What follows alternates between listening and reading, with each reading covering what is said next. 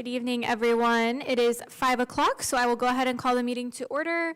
There are 5 board members present, and Jeremy should be here shortly. So we'll go ahead and get started. Oh, you want me to do all of this? Yeah. Okay. I'll take a motion to adopt the agenda.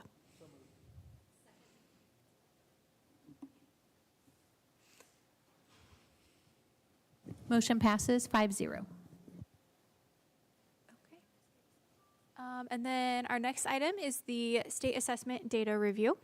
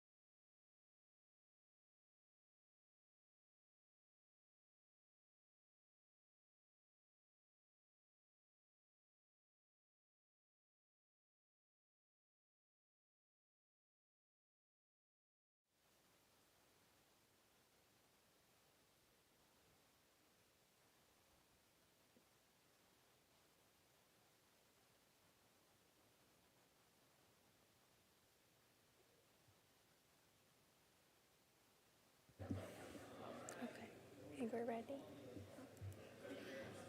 Okay, yep. Good evening, everyone. I think we are ready to go ahead and continue with our board meeting. Our next item is the William Allen White Elementary Program Highlight. Introduce our principal at William Allen White, Mr. Tel Kirk, and we have student presenters tonight. Thank you for being here. Mic check.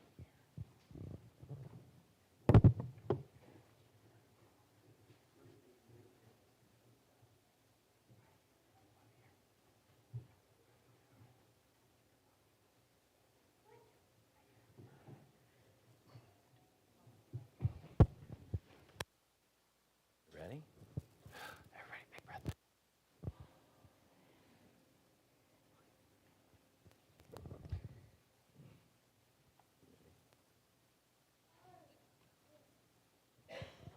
Welcome, everyone. I guess, want to start and introduce myself again. At Tel Kirk Principal, I am fortunate enough to get to be here with some incredibly awesome students of our school, William Allen White. I'm just incredibly grateful for these kids have put a lot of practice into this, and to be honest, for most of them, this is the first time they've ever spoke publicly, and we got quite a room full of folks, of teachers and parents and staff. So I'm grateful to all of you as well to loan them to come up here and share a little bit about the awesome things that we do here at William Allen White. So I'm going to start with our kindergarten.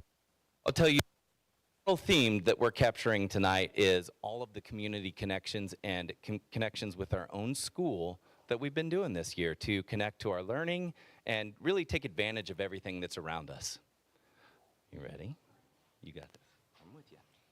Hi, my name is Harley, and my last name is Harley Huntwright. And William Allen White is the best school because it's right next to East Street Park. Just wait right there. We could learn science there. And hi, my name is Gemma, and my last name is Voyers, and my name is Miss Hendry, and I'm in kindergarten.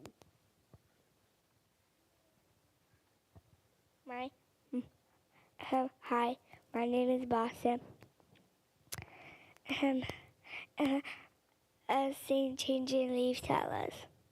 Got to check out leaves changing colors at Eastside Park. Hi, my name is Kat, and I'm in Miss Hendry's class. And at Eastside Park, we look at different habitats. And Cash, what are habitats? They're where animals live. Great job. Thank you, kindergarten. You guys can go to the end.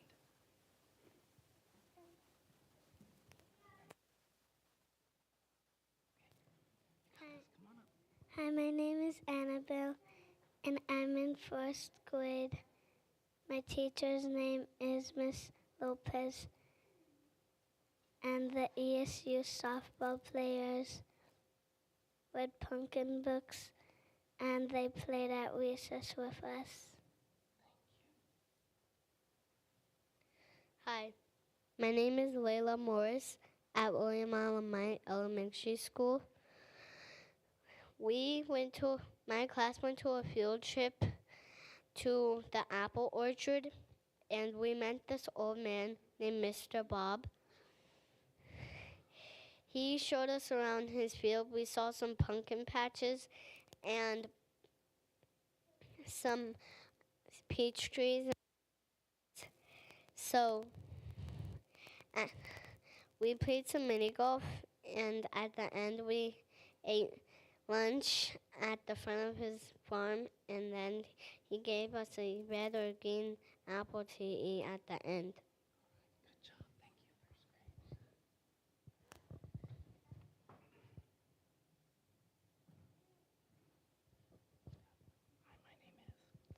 you. Hi, my name's Hadley, and my last name's Elston, and we got to walk to the public library, and we got a tour of all of the materials available.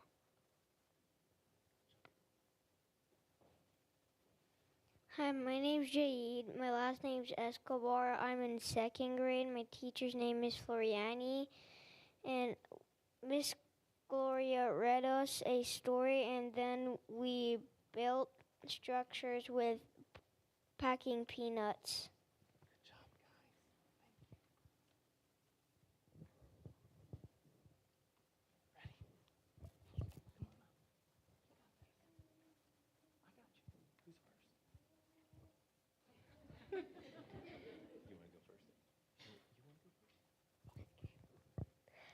Hi, my name is Adeline Foyers. I am in Miss Wagaman's third grade classroom, and we got to go to David Trailer's our safari field trip. We learned about migration and animal habitats, and then at the end we got to build our own before we had to switch. And then at the end we learned food chains. Hi, my name is Natalie Voyes. I am Miss Holloway's class, third grade. And what we learned life cycles, how bees keep their honey and what they make, and how animals survive.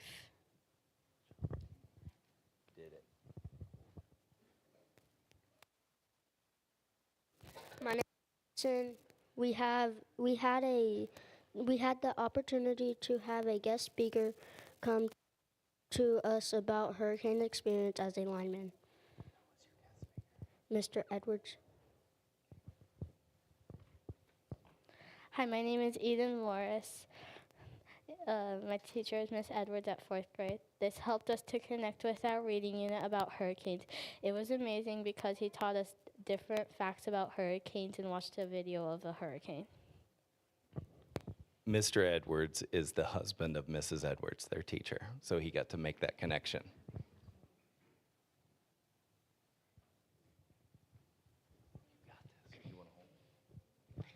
Hi, my name is Jaylene Vasquez. I'm in Miss Baird's class, and I'm in 5th grade. Once a month, we get together with our second grade buddies to do some kind of activity. We get to know our little buddy and try to check in with them throughout the month. Hi, my name is Cara Montgomery. I'm in Miss Barrett's 5th grade class. And last month, we designed Halloween costumes for each other. I really enjoy being a role model for a younger student. Next slide, please. We appreciate our community, their encouragement, and how they help our teachers make learning fun and hands-on. ESU athletes greet us with high fives. We walked to Payrock for science lessons. Our construction workers helped us with our egg drops, and we recycled to keep our school green. Next slide.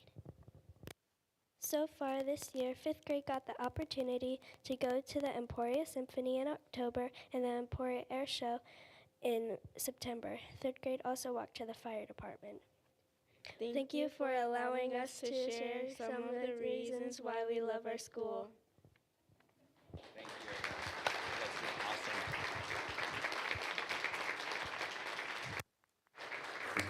awesome. Any questions for our group? Any questions? Yeah, great job, guys. I just want to say in front of everyone, I'm so proud of all of you. Thank you. Thank you. So much gratitude. I appreciate it. And thank you, parents.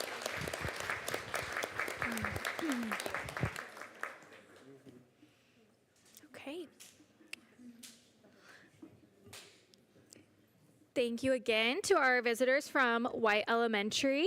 Our next agenda item is the presentation of the proclamation for American Education Week. Whereas public schools are the backbone of our democracy, providing young people with the tools they need to maintain our nation's precious values of freedom, civility, and equality, and whereas by equipping young Americans with both practical skills and broader intellectual abilities, schools give them hope for and access to a productive future, and whereas education employees, be they substitute educators, custodians, teachers, bus drivers, or librarians, work tirelessly to serve our children and communities with care and professionalism. And whereas schools are community linchpins bringing together adults and children, educators and volunteers, business leaders and elected officials in a common enterprise. Now therefore, we, the Emporia Board of Education, do hereby proclaim November 18th through the 22nd as the 103rd annual observance of American Education Week.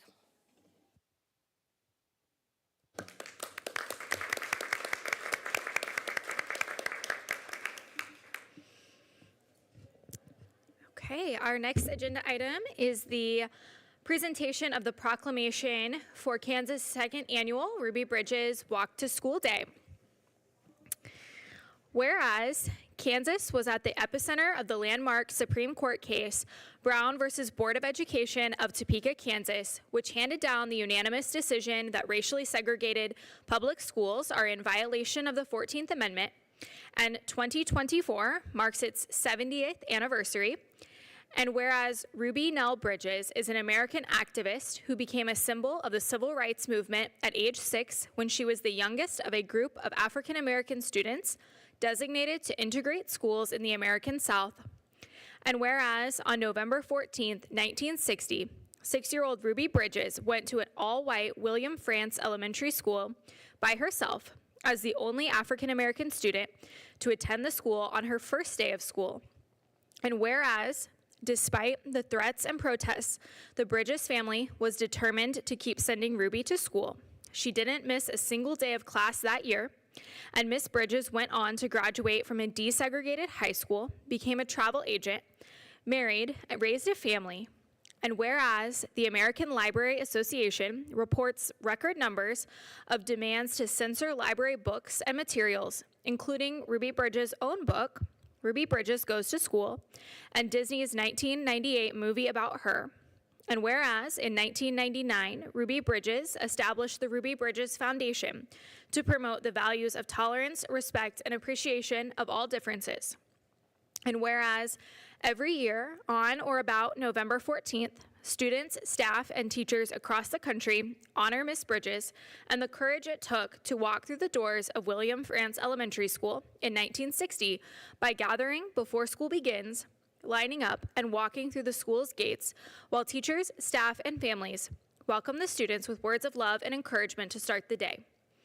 And whereas the children who participated in the 2023 signing of Ruby Bridges' Walk to School proclamation invited Ruby Bridges to Kansas for the 70th anniversary, they were joined unanimously by the Kansas Senate with Senator Olathe Faust Goudreau's Senate Resolution 1703, which Ruby Bridges accepted and plans to speak to over 1,000 Kansas school children in Topeka on November 14th at Washburn University.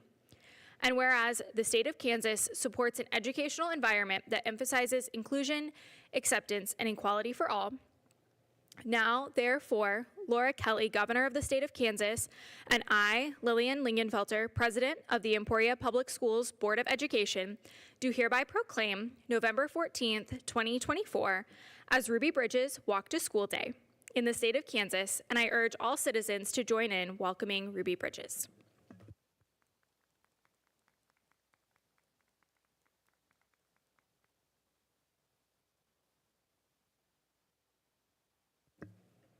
Okay, and our next agenda item is Resolution 2024-16 in support of military students and families. Whereas over 1 million Americans are bravely serving in the United States Armed Services, whereas over 27,000 children in the state of Kansas are members of military families, and whereas 40 students of USD253 Emporia Public School families have indicated they are military connected, and whereas students who have parents in the military may experience unique challenges as a result of their family's military service, including attending multiple schools, and whereas frequent moves, family separations through deployments, and reintegration can cause academic difficulties for youth, and whereas USD 253 Emporia Public Schools is committed to meeting the unique needs of all students, especially those of military youth, therefore be it resolved by USD 253 Emporia Public Schools Board of Education that it offer gratitude and support for all military personnel, their families, and veterans, and be it further resolved that USD253 Emporia Public Schools will establish a trained point of contact at each building to support and connect military families with the resources they need.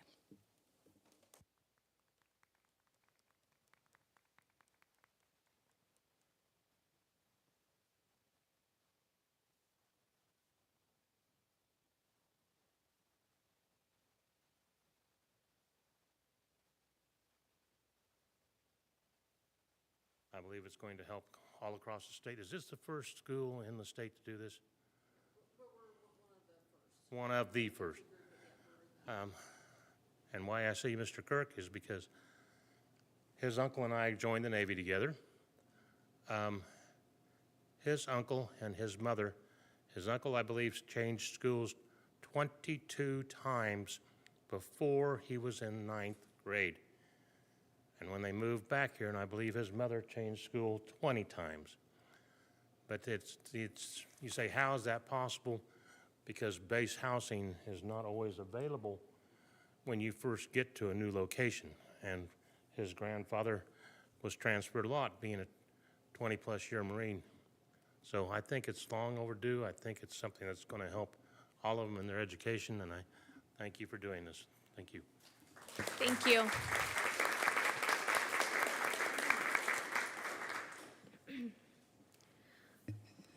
This is an action item. Okay. I will accept a motion. I motion that we adopt Resolution 2024-16, which signifies the first step in Emporia Public Schools' application to become a member of the Purple Star School Recognition Program. Second.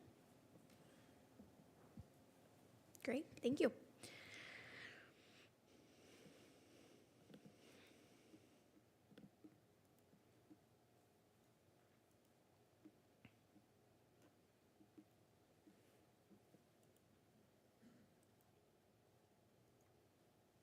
Motion passes 6-0. Okay, the next item is public comment. Casey, are there any public comments this evening? There are not. Okay, thank you. As a reminder, anyone wishing to provide public comments should complete the online request to submit comments form. This form will need to be completed by 1 p.m. on Wednesday, the day of the board meeting.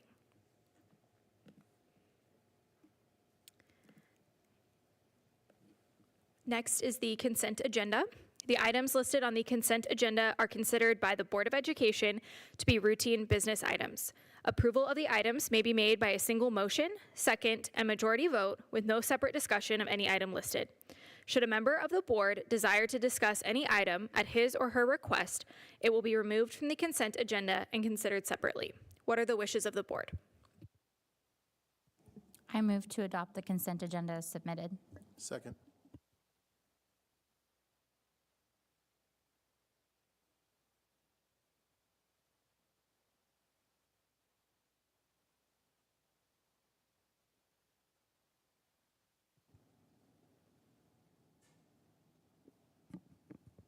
Motion passes 6-0. The next item is the 2025-2026 Emporia High School Course Guide First Reading. Ms. Kendra Bloomquist, Emporia High School Assistant Principal, is here to provide information and answer questions. Mr. Nathan Fisher, Principal at Emporia High School, is also here to answer questions as needed. Good evening. Settle in. I think Mr. Fisher told me I had 2 hours on this, so I'll do my best to kind of cut it under there if I can. Okay. This is our first move into our enrollment for the 25-26 school year. Our course edits come before you each year at about this time. Our enrollment process will schedule to begin in January, as it does most years. This will allow us to correct PowerSchool, get our online course guide up, and correct Zello as we move forward. Okay. I think this was all shared with you earlier. We have some update with wordings, some mistypings perhaps. I'm not sure who would possibly make those kind of mistakes when they're typing, but I'll give her some strong words. Some updates in grade level requirements, class max sizes. I think we're on the last 2 pages that were shared with you as that was new last year. There's some corrections with career and tech education as those come from KSDE. Those areas were predominantly in FACS and tech ed. Those were course descriptions, some of them were course numbers, some of them were just name changes. I'm not sure why they can't get happy with things, but updates there. We have some additions. We have some new courses we're offering in PE this year. With the changes we've made last year with graduation requirements, we have some new requests by the department. We have a couple of new classes in the health science pathway and a couple of classes in the tech ed department that Mr. Inglis teaches. We also had, I think, a removal or two. Consumer ed came off the books because financial literacy went on last year, just some of those kind of things, updating. Do you have, I wasn't going to go course by course or department by, do you have any questions that you'd like me to address?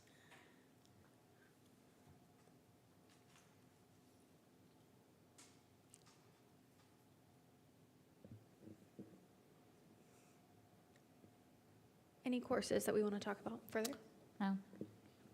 It's nice to see, I mean, all we'd added was the word horticulture, but it talks about greenhouse management, and I just can't wait for all of that with the greenhouse, so that's really exciting. I mean, I know it was already a course, but just very cool. Yeah. It is really exciting to see all of the great things that the science department in particular has been doing this past year. They're working really hard there, and I know two of the classes we've added in there were one of them is to help some of our students that go out with that CNA certification kind of earn a little bit higher step, so to speak, some more money in there. So they've done a really good job of keeping up to date on what's coming across the page. Great. I do have a question. So I know that we have talked before about our math curriculum and how we can help students be even more successful. And so sometimes we have conversations about, do we offer Algebra 1, Geometry, Algebra 2, or do we do Geometry, Algebra 1, Algebra 2? And I know that you all have talked about it a little bit, and so I would love to get your insight on that. So you want my personal opinion? Okay, awesome. And Love Judy's that. also maybe, even Mr. Fisher. Okay. I think, I don't know what's been shared. I've visited with Dr. Cardula and Ms. Stanley a little bit. And looking at, I think what was asked of me was kind of switching Algebra 1, then Algebra 2, then Geometry was what was proposed, or at least shared with me. The concerns I have as a teacher and just my time in the classroom is I know that we spent a lot of time, when I walked in here, you were all looking at data. I'm assuming some of it was state assessment data. And if we move Geometry completely out of the sophomore year, that content will not be covered before they take the state assessment. That's part of the state assessment. So I don't know what kind of a message that sends with the importance that we put on the state assessment scores if we move that class outside of that window, if that makes sense. So there's one concern I have. The move, I think, from a upper level math teacher perspective, Algebra 1, Algebra 2, then putting a gap year before a student would take a trigonometry class or a college algebra class, I think makes a transition that some of our students have following Algebra 2 into that next section even maybe more difficult. They're a year removed from using that higher level math class, so there's some concerns there. I don't know if that helps you at all. You know, I know the math department back in the day, way back in the day when I was there, we kicked around trying to move it around and do maybe Geometry, then Algebra 1, then Algebra 2. There's a whole different set of, I think Dr. Marshall says it best, when you make a decision, you're going to get some positive, some negative. It just matters what you're willing to sacrifice for what you're willing to gain. So the conversation does happen, but I don't know if I answered your question. You but, did. Thank okay. you very much. Yep. Okay. So this was a first reading. Do we want to wait and do a second reading? Or do you want us to wait? It's completely whatever you decide. Okay. So, I mean, if there's no objections, we can go ahead and vote on this now. I'm fine with that. Okay. I would move that we accept the changes as presented to the EHS course guide. Second. Thank you. Thank you. Thank you. This will need to be a hand vote, please. Motion passes 6-0.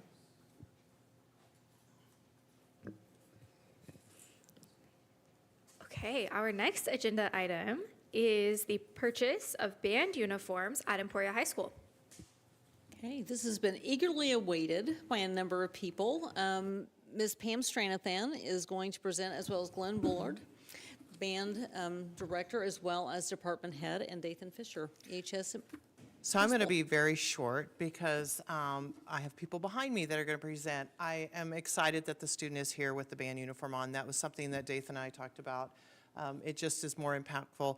I want to say thank you to the high school, though, because we have been talking about this for over a year, trying to get this put in place to move forward so that the students are going to benefit from this. So I want to say thank you to them, and also thank you for being patient. And now I'm off the podium. I'm turning it over.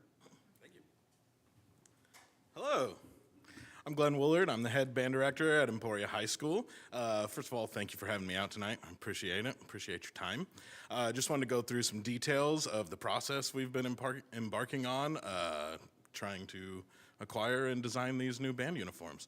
So, just a little bit of background information. The marching band uniforms we've been wearing, this was their 19th season. Standard turnaround for marching bands going practice is about every 10 to 12 years. Part of that is the old style of uniforms was very thick wool material, and the sleeves and the pant legs had to be sewn to be adjusted to each kid. And so after 19 times of getting re-sewn, we're running out of material. Also, they were made back in the day when marching band tended to be in a cooler season, so the marching band uniforms were very warm and thick and heavy. Also, they didn't really have any give to them, so there were a lot of rips and tears. Also, our student body sizes have grown over the years since we last got uniforms. So at this point, we kind of don't have enough uniforms to fit the kids that we have. So that's been a problem. We've actually had to borrow a few pair of pants from Emporia State University to fit some of our kids. It's not a great thing we like to do, you know. And then also over the years, some of the parts of our old uniforms have broken or gone missing. And so if you've noticed, we haven't had hats on the last couple of seasons, and that's something we'd like to fix here. So with our new uniforms, we started the process early this school year, actually in the summertime. And starting that early, we are planning to be able to get the uniforms delivered before the start of the next marching season.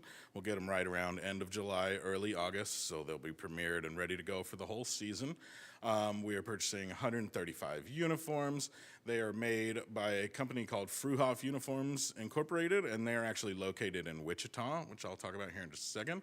The new material that they are made of is actually much lighter and has a little bit of stretch to it, so that provides a lot more breathability and, you know, less tear and maintenance. When we go, I actually just received the information today to send them our sizing of the current kids we have, and then they have an algorithm to base all the extra uniforms to fill in the gaps based off who we have right now. So we know they'll fit our population. And currently, over the past couple of years, we now have a department aide in the Performing Arts Department who is helping with management of all of these parts, keeping track of everything so things don't walk away, things don't get broken, make sure everything gets turned in. We also have some new management software in place that's been helping a lot with that. And as Ms. Stranathan said, we've been talking about this for a year or two now, so we're very excited to get rolling on it. Back in August, our band staff, we actually got to go to the Fruhoff, the uniform manufacturers in Wichita, and we got to tour their manufacturing facility, and we had a whole day of designing with their designers, with the owner of the company, the CEO, and our representative, and it was just a fantastic experience. Like, it was truly a blast. We pitched our ideas and we built something. We ended up not liking that. We started from scratch and really landed on something that we were very, very excited about. We also got to tour their facility, and everything is made by hand there. They are one of the biggest uniform companies in the world. They provide uniforms all over, and everything is sewn in-house by hand. It really was an incredible experience that we got to be part of.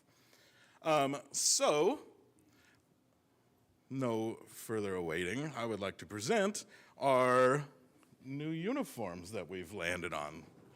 I have sophomore band student Bryce Heinen here with me today. So we've got some visual elements that I'd like to go over with you. Yep, and we can turn around and show everybody. So one thing right off the bat, this was a sample uniform. The red that's on there, we tried to get a texture that was like actual old school Sparta armor texture. It didn't quite land with our Emporia colors, so that's actually just gonna be a regular old Spartan red. That's what we landed on. So that's the only thing that's gonna be different from what you're seeing right now. So on the jacket, one of the coolest things, the biggest feature, is the 3 red lines are actually an abstract E for Emporia. And so it's, you know, it's not like too in your face, not too on your nose. It's such a cool design. The 2 different color sleeves that we've got when we march different directions can give us a lot of contrast going on.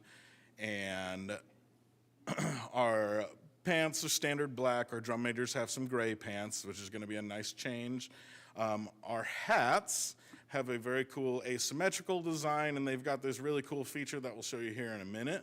One of our favorite things going on here is we have some options with this uniform that I'm going to see if Bryce can show for us. So we have a wrap around the hat that makes it that asymmetrical look that just comes off nice and easy, and we can go back to our standard Shako hat to go for a more traditional military style look very easily. So going from our parade style of Veterans Day like we just did to our conceptual marching band shows that we do at competition and things like that. And then notice on his right hip we have what's called a waist drop, and that's just in with 2 buttons, and that can come out as well. And so we can just go full on back to straight up traditional, and it looks like 2 very different uniforms with just simple little parts we've got going on there. Yeah, thank you, Bryce. Appreciate it.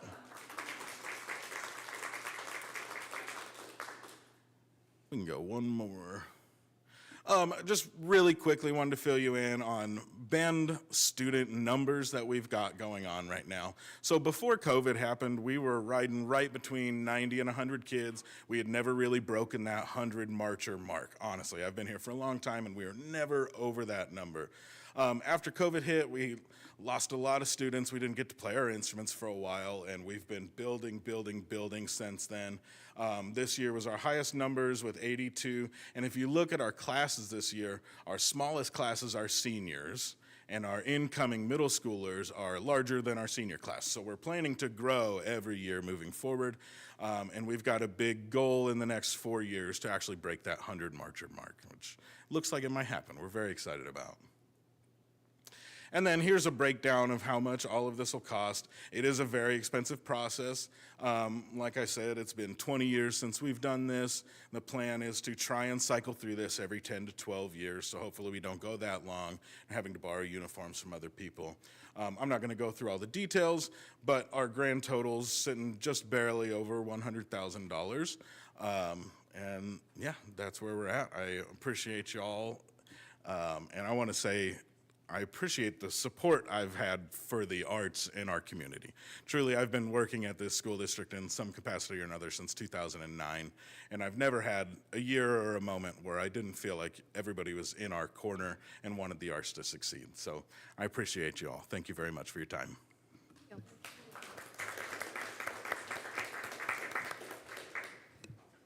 So, you get to see what the new uniform looks like. We're very excited about it. We did want to bring this to you because it is a large purchase, just like, you know, fixing the greenhouse was. So we want to make sure you have all the information that we have available, plus so you can see the procedures that we have been through to try and get to this point. It's taken us a year, 2 years to get to this point to where we have an example for you. It is a large purchase, and Pam's helped me out, and we're really feel like we're at a place with our budget to where this would come out of, once again, Emporia High School capital outlay. And we would like to move forward with this so we could have uniforms in place by August next year. So, Great. Are there any questions? I don't have any questions, but I would say I'm always excited to see the marching band. Yeah. And it was great to see you at the Veterans Day Parade. And when I heard this, I'm like, we have a great marching band. Why wouldn't we do this? So I'm like, I don't even need to see a presentation. I just want to improve it. But thank you for the presentation. Yeah. Same, yeah. Oh, and I like Glenn said, I just think that Emporia supports the arts across the board, and I love that our schools still have orchestra, theater, choir, band, and physical, art. I just think it's really amazing because I know that gets cut from so many other schools, and the band did an excellent job at the service as well. So I thought that was really great, and I'm all in. Yeah, they look so good. Thank you for modeling. Great. Have you seen the new band trailer? Yes. It's pretty slick. Yes. It's unfortunate that the Suburban pulling it doesn't look that great, but We'll get there. baby I'm, steps, I'm working on right? Pam. We'll get there. Yeah. The trailer looks amazing. But really, this was really cool. It made me wish I had joined marching band when I was in high school. So, you got a yay vote from me. I move to accept the quote from Fruhoff Uniforms, Inc. to purchase new band uniforms for students at Emporia High School as submitted. Second. Okay. Great. I'm also very excited for this. We talk a lot about how having students involved in extracurricular activities makes their school experience so much better. So I'm really glad to see us making this investment. Thank you.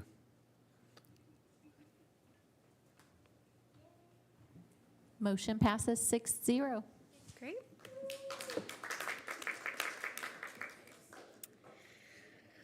Okay. And thank you for showing us the uniform. When we were talking about this at a gender review, I was like, I want to see the uniform. I knew it was going to be amazing. Like, the pictures were great, but thank you so much for showing it off for us. Okay. The next item is item 9A, board reports. Do we have? Yes. We met yesterday instead of on Veterans Day, so the Tech College employees and everyone could observe that here in Emporia. We got a nice program presentation on an IV therapy course that the Tech College offers. Really interesting stuff. Nothing too big. We passed a whole bunch of policies, kind of like we are tonight. We were on our second reading there. We are celebrating our Patterson Family Foundation grant. I don't know if you've heard about this. It's really cool.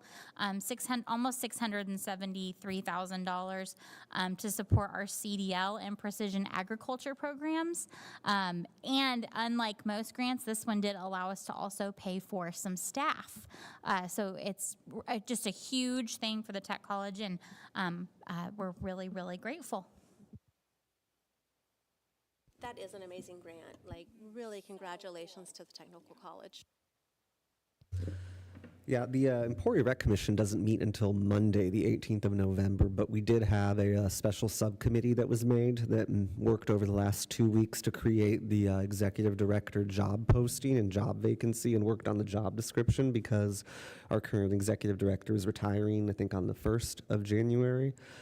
So that should hopefully get posted soon, and then we'll get to go through that process. And so looking forward to it. Hey. The next item is 9B, board policy updates, first reading. Ms. Pam Stranathan, Assistant Superintendent of Business Operation, and Mrs. Casey Jones, Board Clerk, can provide some information. So I don't know if this will be a clap item. We were talking about how tonight's really festive. We're all excited tonight. So, okay, so going through this and jump into there, a lot of the corrections on this round had to do with just grammar, punctuation, dates, things that need to be added. The one, though, that we do need, which if you have questions, Judy has volunteered on this one, is the JBCC, which is the one, enrollment of non-resident students, in which a lot of the dates had changed on that from when it initially had come into play and what the expectations were moving into this next year with that. So that's all I have on that. Casey, you have anything? No, I think you're spot on. So. Yeah. Also, I would like to thank the policy committee for their work and for Casey for putting this together, because we worked on this like via Google Doc and an email. So there was a lot of emails back and forth, but thank you everyone who contributed to this. I been a really good appreciate how process. easy it is to see the changes. I really like the layout in these that you've done the last couple times, so Good job. Are there any questions?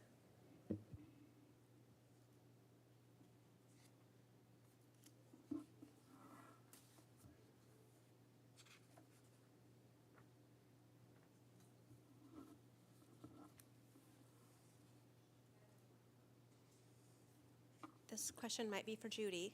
Okay. So I know that this was the first year that we had the non-resident policy, and so I'm just looking at some of the changes. And could you just maybe give us a quick highlight of what the changes are, just in terms of what it meant to moving the dates up? And will that mean that we would have to let families know sooner than we did this current school year? Let me get this for you. Okay. So it starts here, and then it'll be highlighted on that. The biggest change with the date is that previously, the out-of-district transfer request started in June, so it came after the capacities were approved by you. Now, we have to open up the enrollment starting January 1st. The decision-making still doesn't happen until July. What is going to happen is families are going to get confused, families are going to want answers, but we have to give it that time. So in between July 1 and I think it's July 15th is when that decision will be made. We'll do the exact same process that we did last year. We will do our capacities in May to you for approval. And then May will be when we will finalize the in-district transfers for elementary, so that then we can determine how many spots we have available for out-of-district transfers, get that posted, and then we won't be making the decision until July. What we will do when we open up the application process is we will make sure to mention several times, it'll be on the website, it'll be on the application, that the decision will be made between July 1st and July 15th. You will hear between July 1st and July 15th. So we'll just keep reiterating that. Okay, thank you.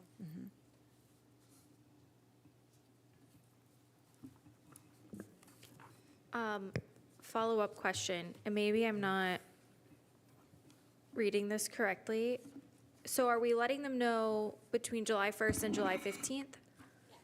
And does it say on page 15, July 30th?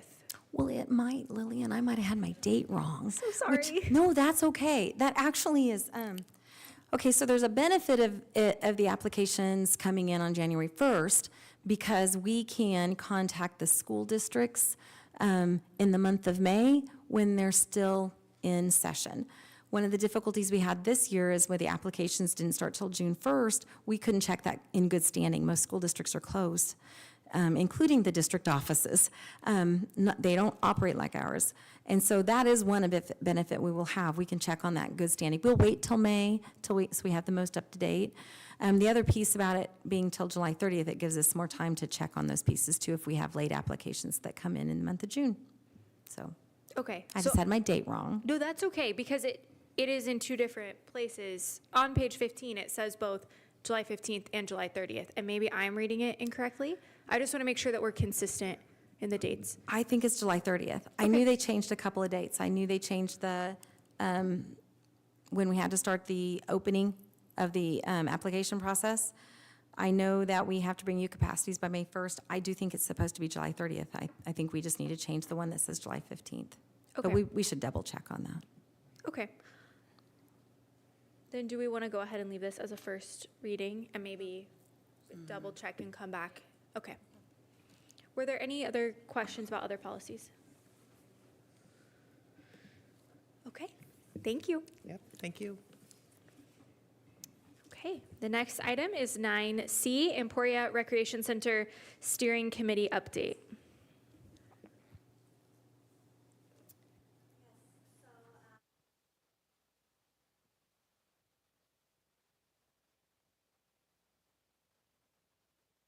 In the MOU that we signed, the steering committee was set to expire at this time. And so we had two things that we need to take care of tonight. Part of the MOU required that we provide you all with a report of our work to date, and that is in board docs. And I think it just gives a really nice overview of how we came to formation, what our meetings have looked like, the actions that we have taken. And we had a community meeting last evening.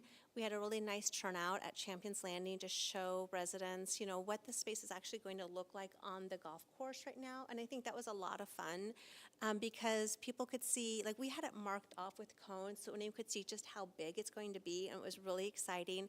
And then we had another presentation. And then we met again this morning, and we did recommend to the City Commission that they accept ballot language for a March 4th, 2025 special election. And so that was the action that we've taken today. But we are also asking you to extend our MOU on the steering committee because we have a lot of work to do. We still have to get the vote on March 4th. And so we're asking that the steering committee remain in place through at least April 1st if the special vote does not pass. And then if it does, we have a lot of work to do to get a new rec center up. And so we would want to extend the life of the rec center steering committee until the ribbon cutting, which could be, tell Kirk is here, and he's also on the committee. Did we say that we're looking at maybe summer of 2027 when we might be actually doing the ribbon cutting if it passes? Mm-hmm. Yes. Like summer planning after a potential yes vote and then start in the fall, yeah. So we're gonna be at it for a while, that's for sure. So I've presented to you the revised MOU to extend the length and then our report for acceptance. And I'll be happy to answer any questions. Yeah, I had one question. The special election, is that going to be a mail ballot election or an in-person one? I believe it's in person. That is going to be a recommendation. Okay.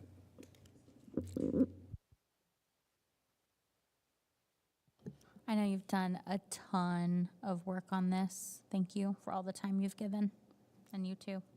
You're Yeah, welcome. yeah. I think So it's a much little bit time. more than any of us thought it was going to be. Sure. But to watch us go from from where we started to where we are now, it's been pretty amazing.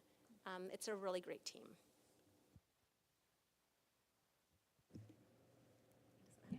Yep. Okay, this is an action item, and so if there are no other questions, I will take a motion. I move that the Board of Education accept the progress report from the Emporia Recreation Center Steering Committee and approve the third amendment to the Memorandum of Understanding. Second.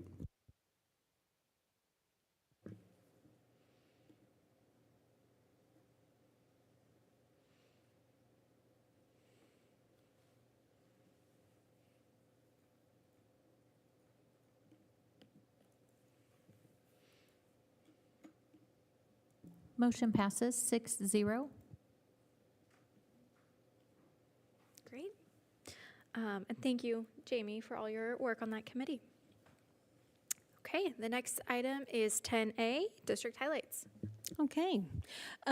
During the last week of September, we held staffing meetings with principals, and something that when we were finished, we were really amazed that every principal was incredibly complimentary of their staff. So the majority of staff just very proud of them and the work they've been doing. And although we have a number of staff members who are on a waiver, we've also hired some talented individuals who are balancing college courses, the demands of being a teacher, in addition to learning how to best instruct students and work with students. Veterans Day, we mentioned that a couple times. That was on Monday. A big thank you to our band teachers and our students. They were well represented during the parade and then also at the memorial service. They did a wonderful job.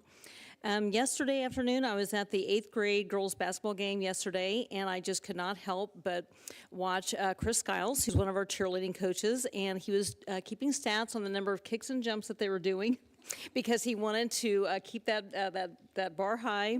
And then he was also participating in the cheers as well. So I don't know what the one with the eye was, but I'm going to learn it because he was very engaged in the cheers. So that was just so much fun to watch that.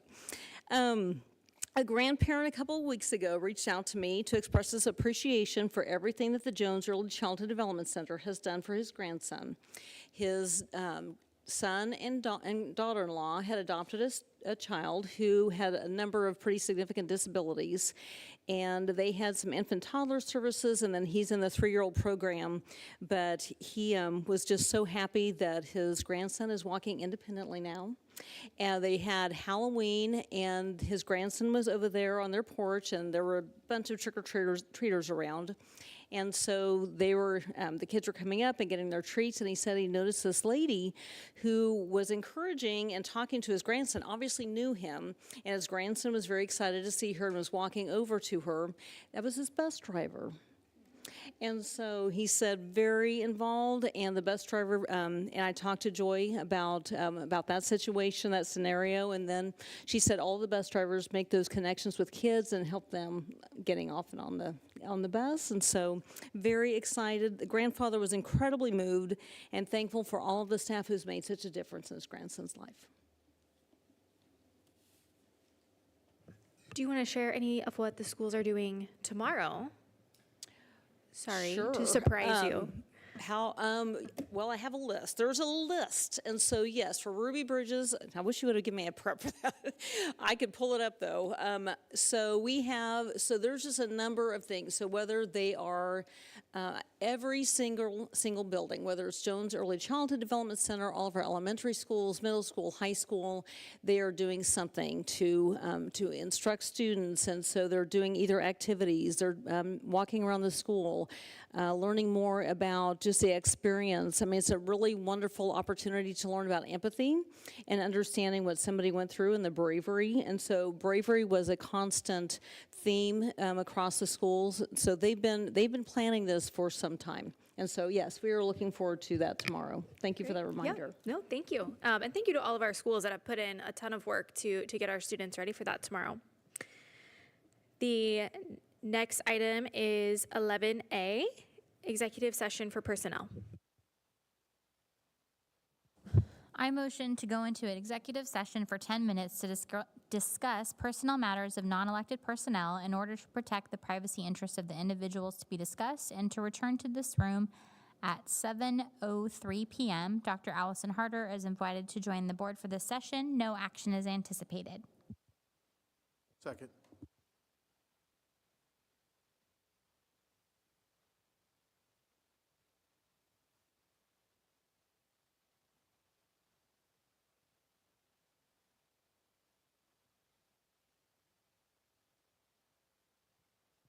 Motion passes 6-0.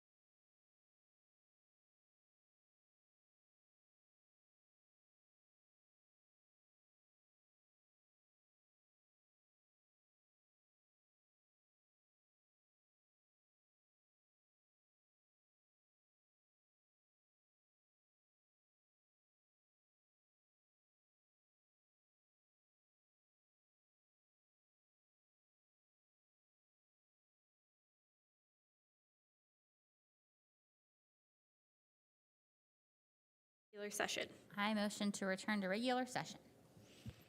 Second. Great.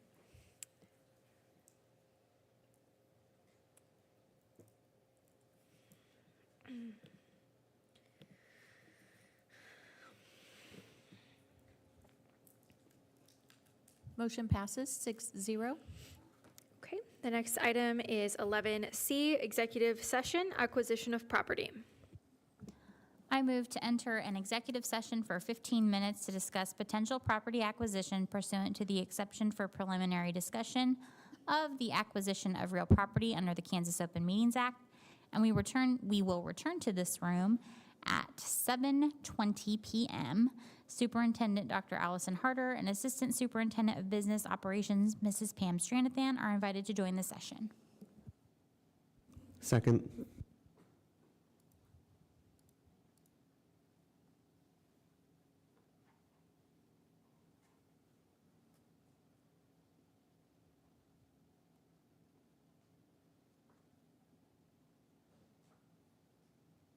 Motion passes 6-0.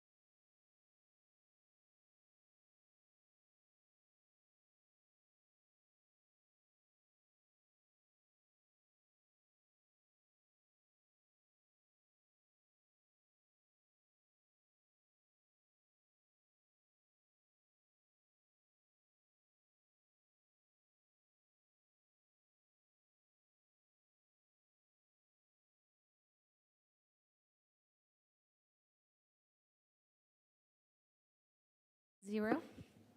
Okay. The next item is 11E, executive session, superintendent evaluation.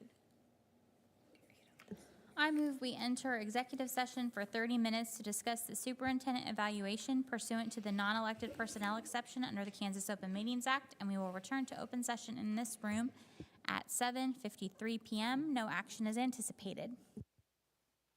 Second.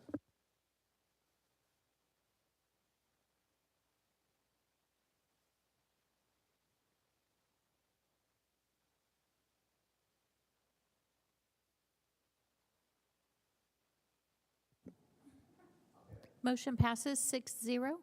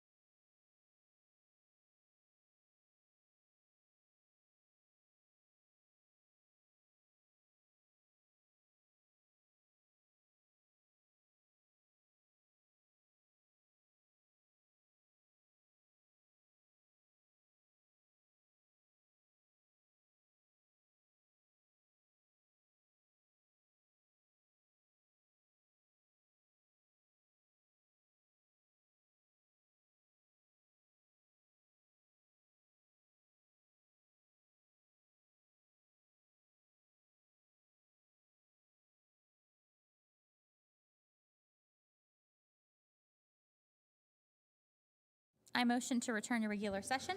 Second.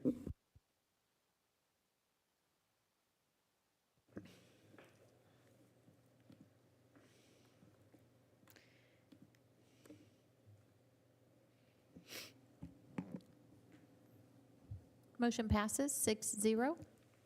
Okay.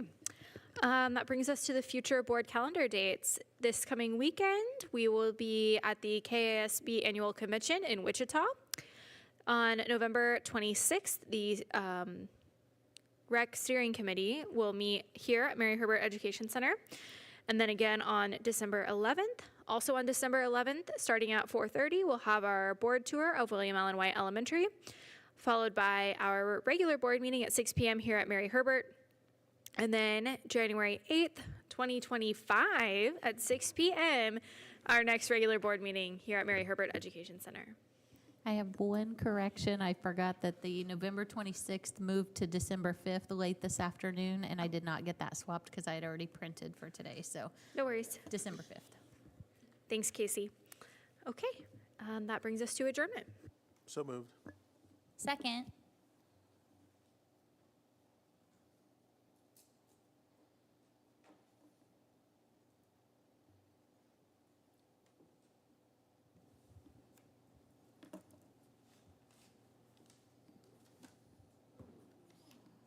Motion passes 6-0.